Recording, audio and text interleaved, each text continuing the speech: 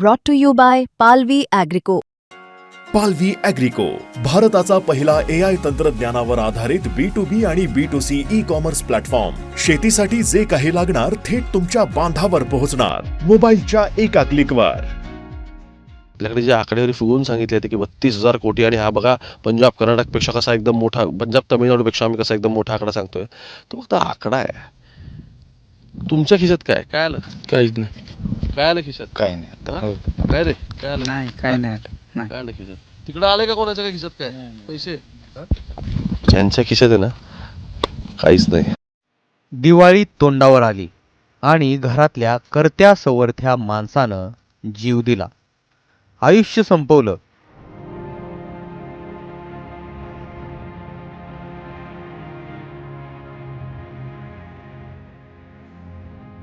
जामखेडच्या पारेवाडीत आहे, जिथे राऊत फॅमिली यांनी आता 16 तारखेला होते, 16 तारखेला 16-17च्या दरम्यान आता आत्महत्या केली.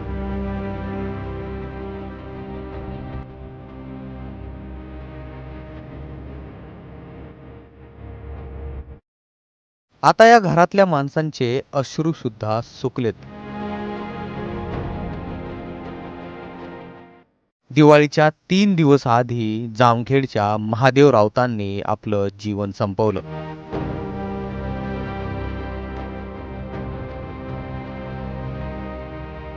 पतसंस्थांचं कर्ज वाढलं, शेतातल्या कांद्याचा चिखल झाला.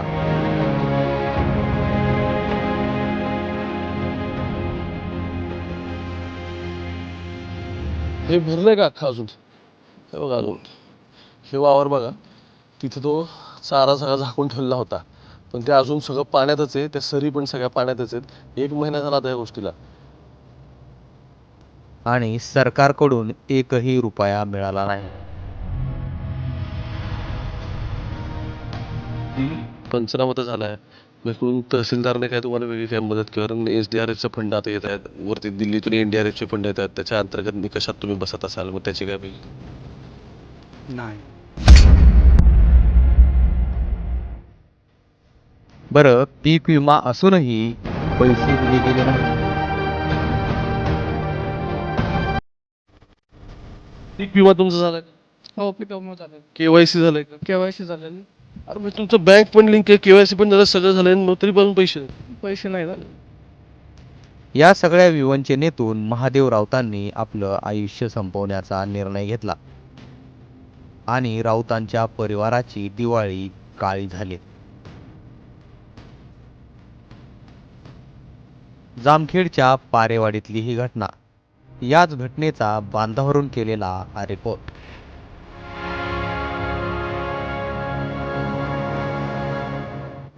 पण अचानक कसं काय काय आलं?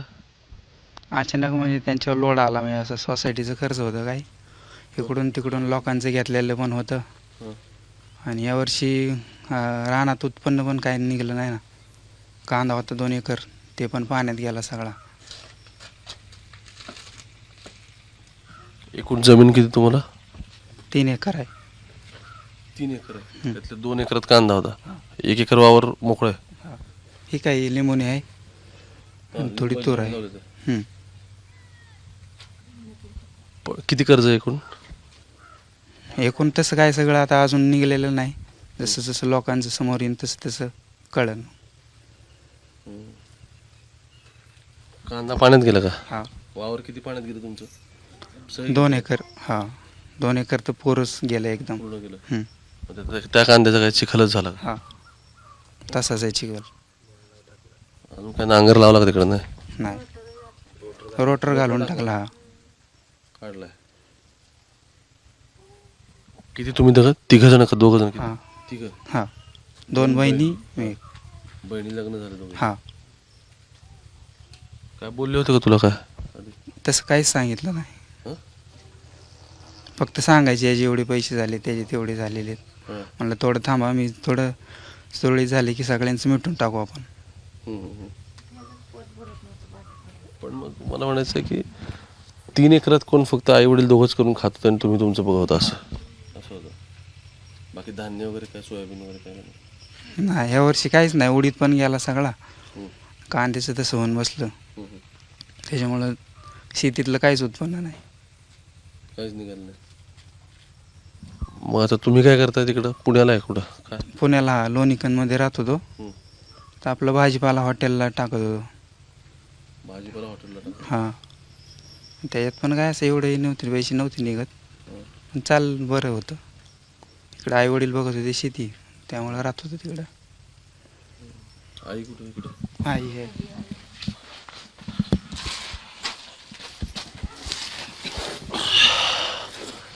अचानक कसं काय काय बोलले काय काय तुम्हाला? काहीच नाही, काय नाही, वाद नाही, काय नाही. झोपले आपलं खाल्लं. मी घरात झोपले, ती बाहेर खाटावर. रातचं मला आता उठल्या बघितलं तर अगं सगळं तिथं ठुरप, मोबाईल, पंचा, टोपी, बघते इकडं बघते तिकडं. कुठं दिसणार, इकडं पळ तिकडं पळ. शेजाऱ्यांना सांगितलं, मग सगळे गेले बघायचं. तसं झालं तिकडं. झोपीत काय माहिती मला तरी आता.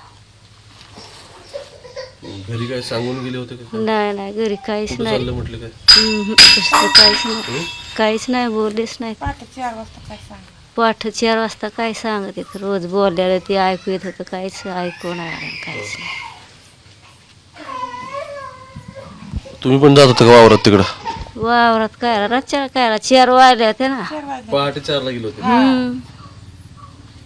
मी आपलं उठले बघते इकडं कुठं दिसणार, मग तिकडे गेले शेजाऱ्याकडं. ते म्हणले कुठं गेले काय, म्हणलं सगळं मोबाईल ती खाटावच ठेवले, पंचा टोपी. आणि म्हणले कुठं गेले, मग ते आले तर सगळे सुटले बघायला तिकडं. कोणी कळलं कसं काय मग? हिने सांगितलं ना सगळ्यांना. नाही शोधत गेले तिकडे आणि मग कळलं का? यांचा इवाई गावात इवाई गेला बघायला गेलं येड्यात. आणि येता बघितलं ते असं उभा राहिल्यावरच होतं फाशी घेऊन. मग ती आले, मग वराडलं. लेक आहे कधी त्या गेल्या होत्या का तिकडे तेव्हा? हा. तुम्ही गावातच असता का तुम्ही? तुम्ही काय करता? शेतीच शेतीच करत होता. मग तुमचं तुम्ही सगळे बोलणं वगैरे झालं का वडिलांचं? नाही काहीच नाही बोलले. काहीच नाही बोलले. काय पैसे वगैरे घेतले होते, कर्ज होतं, काय झालं मॅडम? कर्जच होतं त्यांच्यावर जास्त असं शेतीचं त्याचं. आणि पाऊस जास्त असल्यामुळं काही शेतातल्या पिकाचे काही पैसे झालेच नाहीत यावर्षी. कांदा वायाला गेला, उडदाचे पण काही पैसे नाही, बाजार ते नसल्यामुळं सगळी अवस्था बिकट होऊन बसली सारी. तुमच्याकडे आता काय लावलं तिकडे वावरात? माझ्याकडं पण कांदाच असतो, पण ह्या वर्षी सारा वायालाच गेला कांदा पावसाने सारा. त्यामुळं काही पीक नाही दुसरं काही. पण मला विचारायचं आहे, मुलगा तिकडे असतो, मुली तुमच्या इकडे असतात वगैरे, किती 4 दिवस झाले ना? किती झाले? 4 दिवस. त्याच्या आधी कधी काय असं बोलताना वगैरे काय? काहीच नाही तसं, काहीच नाही म्हणायचं. भांडणं नाही, टणणं नाही, तसं तर काहीच म्हणाय नाही, देणे नाही, काय नाही. अचानकच केलं ना असं. मला सांगा, शेतकरी म्हणून काय मदत आली काय कोणाचं, म्हणजे सरकारने काय पैसे आले, तुमची जमीन पाण्याखाली गेली होती, अकाउंटवर काय पैसे ट्रान्सफर झालेत? एवढं म्हणजे ती काही शिकलेलंच नाही आम्ही एवढं. असं ती अंगठाई असते. पैसे आलेत का आता? काय नाही, आतापर्यंत नाही आले पैसे. नाही, काहीच नाही आले. आलीच नाही. नाही मला विचारायचं होतं, 2-3 गोष्टी आहेत. एक म्हणजे आता ठीक आहे, आत्महत्या झाल्यानंतर तुम्हाला मदत वगैरे मिळेल तो वेगळा विषय, पण वावर पाण्याखाली होतं, पीक विमा असेल तुमचा किंवा SDRFची मदत असेल. पैसे नाही आलेले अजून. विमा भरलेला आहे? हां त्याचे तुम्ही प्रीमियम भरताय? हां विम्याचे प्रीमियम असतील हां. ते भरलेत, पण विम्याचे पैसे नाही आले. नाही आले अजून. पंचनामा झालाय का? पंचनामा झाले. झालाय. किती दिवस झाले होऊन का? हां, 15-20 दिवस झाले असते ना आता. हां. मग आता मला विचारायचं आहे की पंचनामा तर झालाय, मग इकडून तहसीलदारने काय तुम्हाला वेगळी काय मदत, कारण SDRFचे फंड आता येत आहेत वरती, दिल्लीतून NDRFचे फंड येत आहेत, त्याच्या अंतर्गत निकषात तुम्ही बसत असाल, मग त्याचे काय पैसे? नाही त्याचे पण नाही पैसे? नाही. आले असते तर मला सांगितले असते त्यांनी. नाही आले. अकाउंट आता चेक केलं तर ते पण नाही ना झालं का? वडिलांसोबत बोलणं व्हायचं का दररोज? हां काहीतरी व्हायचं? 2-3 दिवसाला व्हायचं बोलणं फोनवर. हां पण त्याने फोनवर काही तुला सांगितलं की बाबा पैसे द्यायचे राहिले आपल्याला, इकडचं अजून नील करायचं किंवा आणखी कोणाचे काही कर्ज वगैरे घेतले तसं काय हां बोलत होते ना. बोलतो? हां एकूण आकडा किती काढला नाही कर्ज? नाही काढला अजून. आता पीक पण गेलं हां म्हणतो, हे भरलं पंचनामा केलाय म्हणतो पण त्याचे पैसे अजून आलेले नाहीत. आणि मग ह्याचा पीक विम्याचे पैसे पण नाहीत. नाही त्याचे पण नाहीत पैसे. नाही आले. कोणाला बाकी कोणी शेती करतात त्यांना आलेत का पैसे इथं? नाही आलेले अजून, म्हणजे सगळ्यांनी आमच्या गावात भरलेले येतं पण अजून काही पैसे आलेले नाहीत पीक विम्याचे आणि त्याचे कशाच पैसे नाही? कशाचेच नाही आलेले. किंवा आता तुमची जमीन पाण्याखाली गेली असेल ना आणखी काही जणांची, मग त्यांना त्यातले आहेत का पैसे? पाऊस असल्यामुळे बरेच जणांचं नुकसान झालंय पण अजून नाही त्याचं काही एवढी दखल.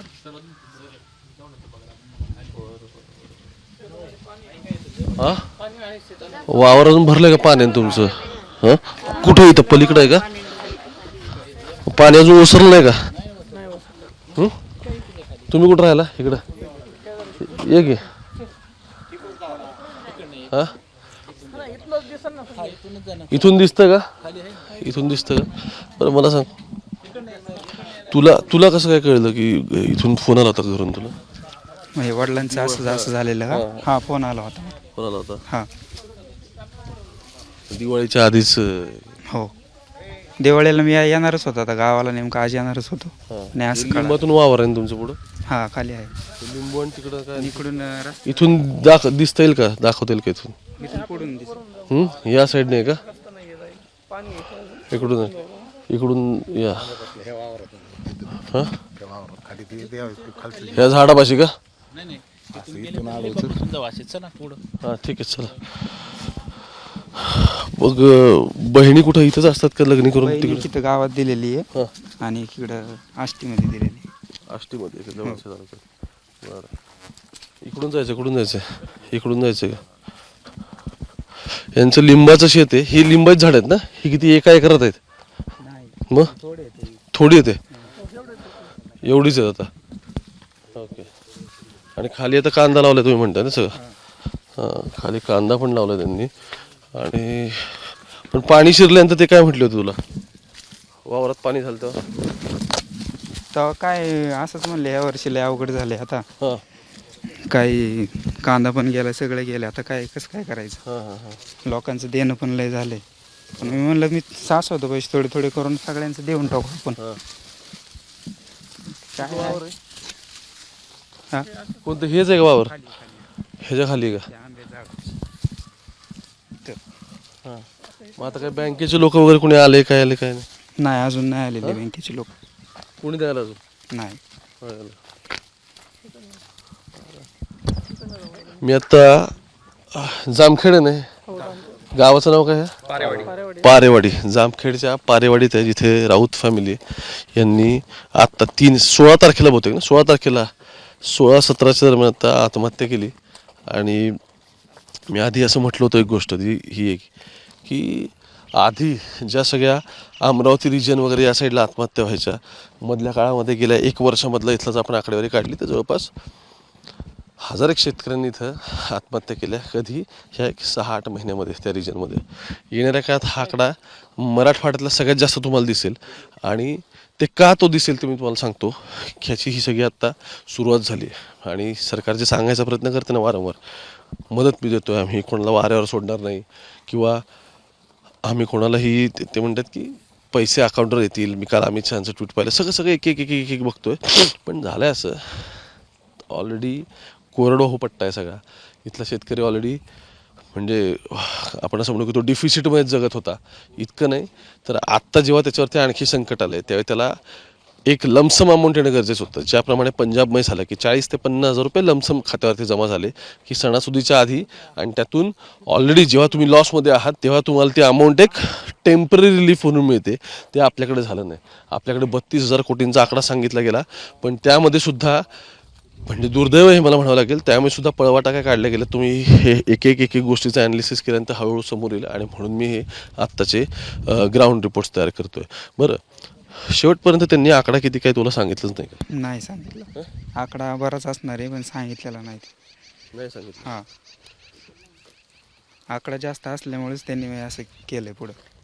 कुठे या साईडला झाडालाच हे केलं का? नाही, इकडं वरती. फॉरेस्टमध्ये केलं. तुमचा कोणत्या जमिनीचा पट्टा इथला? काय इकडेच वरती आहे. हा वरचा पट्टा तुमचा. ही इथं काय आता ही पण मोकळी पडली जमीन ना? हे भरलं होतं का पाणी सगळं? ही पाणीच भरलेलं सगळं. आहे का? चिखलच आहे अजून सगळं इथं नाही का? बघा अजूनही पाणी उसरलेलं नाही जमिनीमधून. मी चालतोय तर माझा पाय खाली दसतोय पूर्ण याच्यामध्ये. हे बघून या रे जरा पूर्ण का पाय टाकला की जमीन खाली चालली आहे बघा. पाय टाकला की माती खाली चालली आहे. सगळा चिखल आहे पूर्ण. हे बघा पाय टाकला की चाललंय खाली. हे बघा पूर्ण चिखल आहे अजून ह्या भागात. पण पाणी ओसरलेलंच नाही 1 महिना झाल्यानंतर सुद्धा.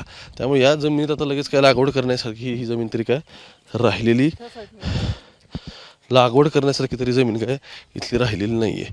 आता इकडून आपण आणखी वरती त्यांच्या रानात ह्याच्यासाठी जाऊ की शेवटी त्यांनी स्वतःला संपवलेत. पण ठीक आहे, पण आज पोरं बाळ आहेत, सगळ्यांना जगायचं आहे आणि पुढं आणखी एक एक एक एक एक एक गोष्टी होणार आहेत. ही विहीर आहे का तुमची? हां,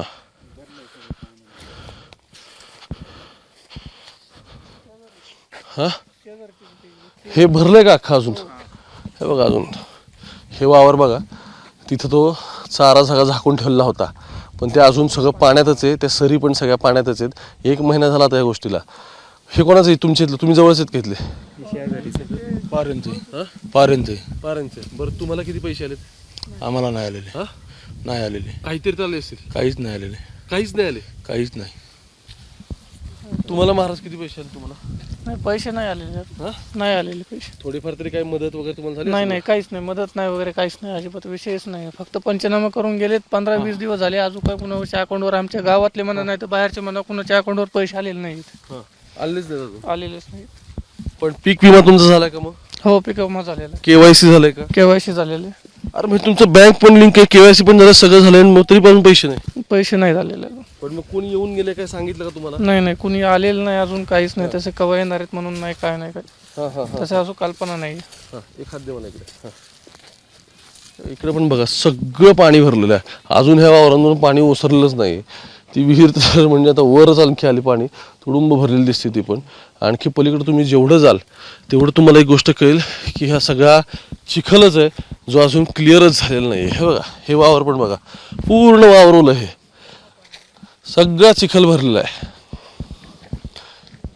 महिनाभर होत आला अजून तरी सुद्धा या गोष्टी अजून क्लिअर नाही आहेत. आता झाल्या सर रबीचा हंगाम सुरू होईल तोपर्यंत सरकारने ह्यांना मदतीची आवश्यकता होती, पण ती पण अजून काय मदत पूर्णतः झालेली मला दिसत नाही आहे. घोषणा होतं, आकडेवारी सांगितली ते सगळं होतं, पण असं असताना सुद्धा अजून हे क्लिअरच नाही आहे की नक्की पैसे कोणाच्या खात्यावर जमा झालेत आणि कुठं चाललेत.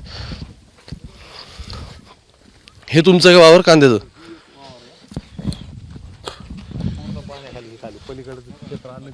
हे कोणतं? हा कांदा आहे का इकडे? हा तर आहेच. करता येणार नाही. याला सगळं लेवलिंग केली, पूर्ण लेवल केलं, त्याच्यात 30-40 हजार रुपये खर्च केला, कांदा लावला, पण त्याच्यामध्ये काहीच नाही झालं. ते पूर्ण पाण्याखाली गेलं. ते आता हा कांदा 3 महिने झाला कांदा लावून. ह्याच्यात काय काय आणि काय येणार याच्यामध्ये? पूर्ण सगळं पाणी. तुम्हाला तरी आलेत का पैसे? ट्रान्सफर झालं का? नाही, माझ्या म्हणजे नावावर आता माझं आहे 1 एकर क्षेत्र, पण माझ्या नावावर आणखी नाही आले. ओके, माझं क्षेत्र एवढंच आहे, तेच हे क्षेत्र माझं. हां, ठीक आहे. ते पण तुमचं म्हणजे पाणीच साठलं इथे, काय करता येणार आता? बरं, इथं कोण आहेत शेतकरी की ज्यांना पैसे आलेत? हा, कोणालाच नाही आले. कुणाला नाही आले. हे काय वरचं क्षेत्र माझं आहे ते. हे बाजूचं तुमचं ना? हो हे पण पूर्ण पाण्याने भरलंय. हो, नाही आता पाणी होतं पहिलं, पण आता नाही आहे माझ्या शेतामध्ये पाणी, पण अजून खाली पाणी आहे. अजून हे तर ओसरायचं, हे खाली जायचं अजून ना? हो, हे पूर्ण पाण्याखाली. महिना 1.5 महिना खाली पाणी होत नाही. एक 2 महिने तरी आराम शेर लागते. 2 महिन्याच्या नंतर मग काय असेल ते पीक घेणे मग तिथून पुढे मग परत काय असेल ते आपला गुजारा करणे. तोपर्यंत पाणी पण राहत नाही आम्हाला. उन्हाळ्यात नंतर परत टँकर चालू होतं. टँकर चालवतो पहिल्यांदाच झालं एवढं सगळं. हो, पहिल्यांदाच.